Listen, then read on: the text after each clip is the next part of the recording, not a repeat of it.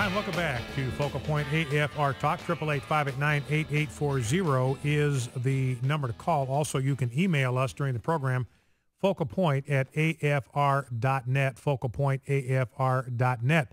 Now, I got a piece here from yahoo.com. Jan Bryan, call screener, pointed me to this piece. Sequestration shovels money to the Russians. A widespread opinion is that the sequestration was, as UPI puts it, a dumb idea when it was created, and it's a dumb idea now. So they're calling it a dumb idea. Bob Woodward says it's President Obama's idea, so President Obama is a dumb idea. And remember, John Kerry said, hey, in America, you got a right to be stupid. So Yahoo, back off. President Obama's got the right to come up with dumb ideas. John Kerry and Yahoo, UPI say so. But the sequestration may be far dumber than most realize. To save money, this budget bash is about to gush over $750 million from America's space budget directly into the coffers of the Russians. NASA has a little-known but crucial project called the Commercial Crew Program. In the days of the space shuttle, it cost roughly $37,500 per pound to get an American astronaut into space.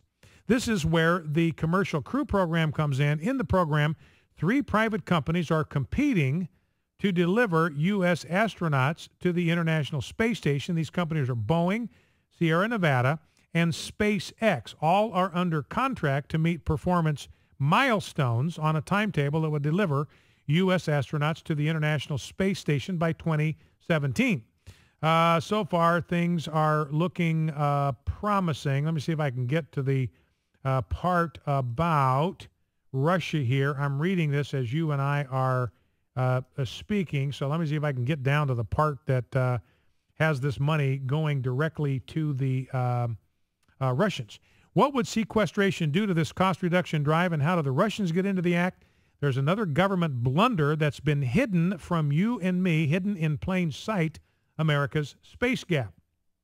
Ever since the retirement of the shuttle in 2011, America has been unable to launch astronauts into orbit on American launch vehicles. Yes, there is currently no American craft, no matter how modest, that can put humans into space. So we have to hitchhike rides with the Russians. We can't even launch a monkey into space, or a chimpanzee.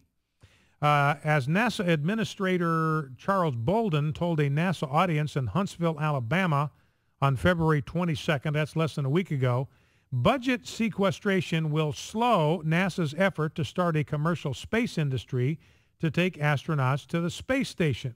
The gap between America and Russia will not close. The gap is going to get bigger, he says. So the gap between what America can do with regard to space is going to even get bigger.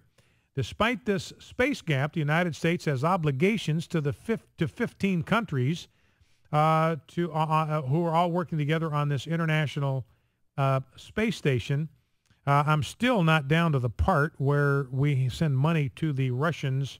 Here we go. Only a few months ago, the Russians charged us $55.8 million a ride to send a single astronaut to space and bring her back on their Soyuz rockets. But since they have no competitors to drive down the price, the Russians have hiked the fare by 12% to $62.7 million per ticket, and the price could go up further. Here's where the ability of the sequestration to turn the saving of a penny into the loss of $1 billion comes in. The sequestration will only cut $25 to $30 million from the commercial crew contracts.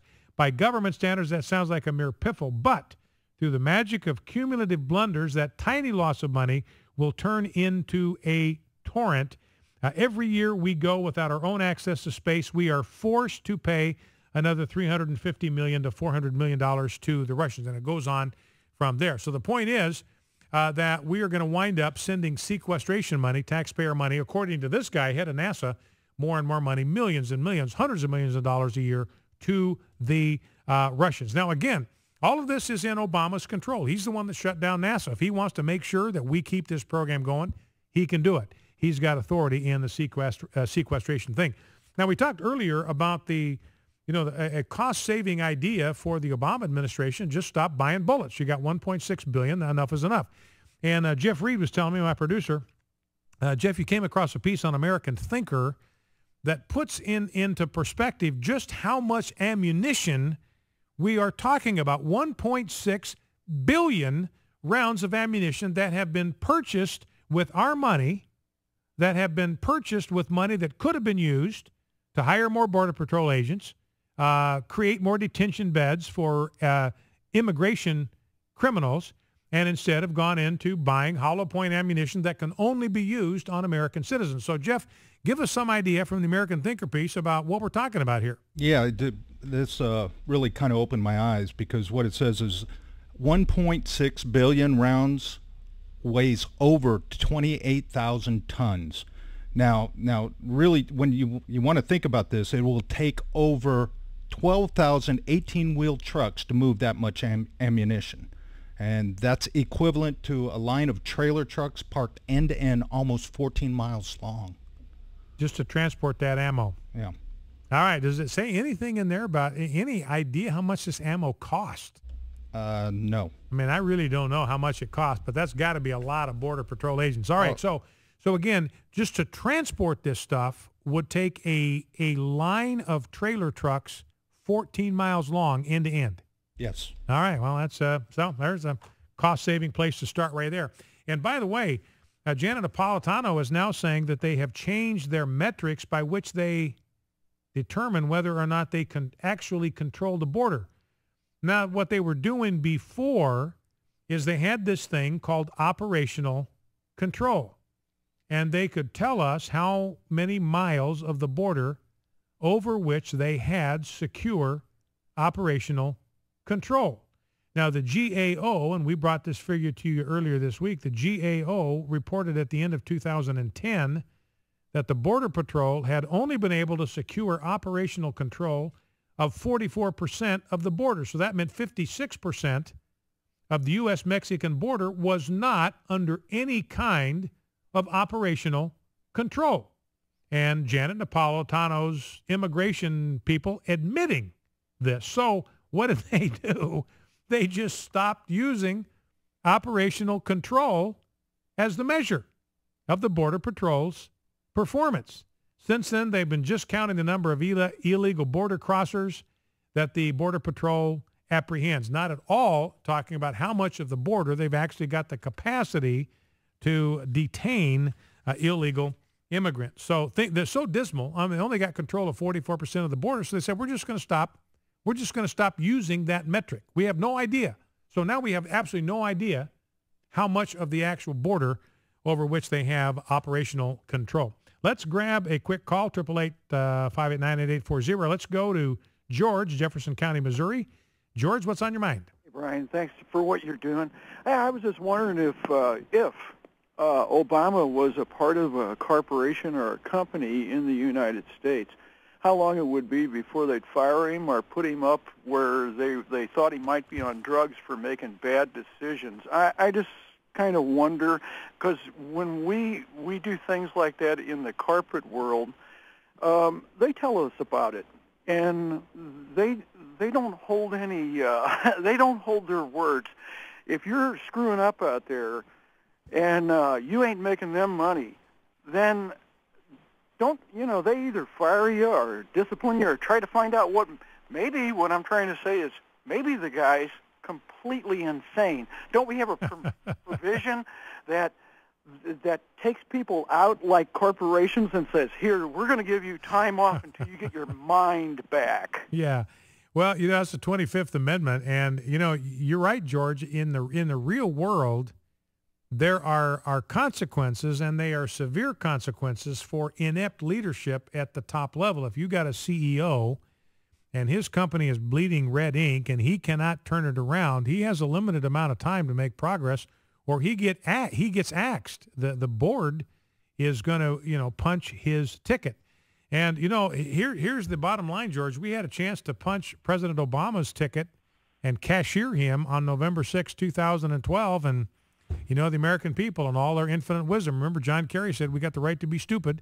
And the American people exercised that right and put this guy back in office for 4 more years. So, you're right. In the real world, George, there would be consequences for this kind of buffoonery and ineptitude. But unfortunately, we're not dealing with the real world here. And we give our government employees the stupid card. Do they give that to the corporations, the stupid card? Maybe once, and then you get canned. Yeah, there's a, if you got shareholder money, you've got shareholders you have to satisfy. You've got a limited amount of time to show some kind of progress, because people are counting on you to, turn that operation into something that is doing what it was designed to do. All right, George, listen, I appreciate that call. Let's go to Haley in Newport Richey, Florida. Haley in Newport Richey, Florida, welcome to Focal Point. What's on your mind? Yeah, hey, I know there's somewhere in the Bible where it says in the end days that knowledge would increase. Yes. I'm going to start looking for a second part to that, where it evidently must say somewhere in there that it's going to decrease too, because I cannot believe what's going on and the ignorance of some of these people that's in charge of our country. Mm-hmm. And we are taking God out of everything, and this thing with kids being able to go to different bathrooms. Well, instead of trying to encourage them to say, yes, you were born a boy, but you want to be a girl, we're going to make sure you get to go to the girls' bathroom, don't you worry. This is just causing more confusion. And I think Alex was right, the gentleman you had on there before. If we don't get this thing right, if America don't get down on their knees, and if my people were called by my name, I don't know whose name everybody's calling themselves by, but it certainly seems to be getting quickly and further away from God's word, and I am ashamed. All right, Haley, well, listen, I appreciate that call, and I just sense the passion in your voice, and that's why I think Alex is right, that we, as God's people, we need to get on our knees and beg God for his intervention. And we've got the promise of Jesus himself that things that are impossible with man are possible with God, that if we have faith, we can move mountains. And we've got a mountain in front of us of secularism, homosexual activism, Islamic infiltration, but we have a God that's big enough. If we will do our part of prayer and action, those mountains can be moved. Focal Point AFR Talk, back in 2.